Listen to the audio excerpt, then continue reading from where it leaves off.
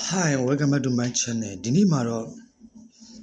အမေတယောက်ကသူ့ရဲ့ကလေးလေးပေါ်မှာနဲ့ပတ်သက်ပြီးတော့သူ့ရဲ့အမြင်လေးကိုပြောပြထားတာဖြစ်တယ်။အဲ့တော့စာရေးသူကဘာတွေကိုမိဘနဲ့သားသမီးကြားကအမြင်လေးကိုပြောပြထားနေဆိုတော့သိရအောင်ကျွန်တော်နဲ့အတူတူအဆုံးထိ live ပါကြည့်လိုက်ကြအောင်။ Okay, let's get started. A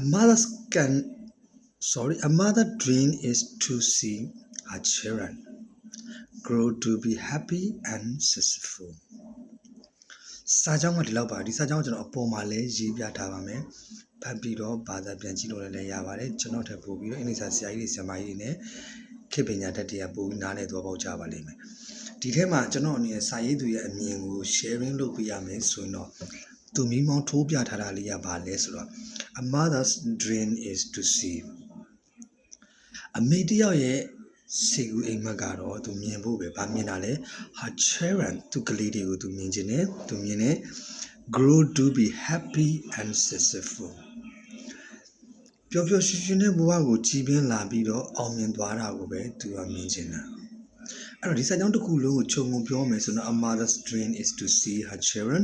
grow to be happy and successfulအမေတယောက်ရဲ့စိတ်ကူးကတော့သူ့ရဲ့ကလေးတွေကိုပျော်ပျော်ရွှင်ရွှင်ကြီးပြင်းပြီးတော့အောင်မြင်သွားတာကိုပဲလိုချင်နေဆိုတဲ့အမြင်လေးကိုပြောပြထားတာဖြစ်တယ်။ဒါကြောင့်မလို့ကျွန်တော်တို့အမေတွေရဲ့အမြင်ကိုကျွန်တော်တို့သိထားမယ်ဆိုရင်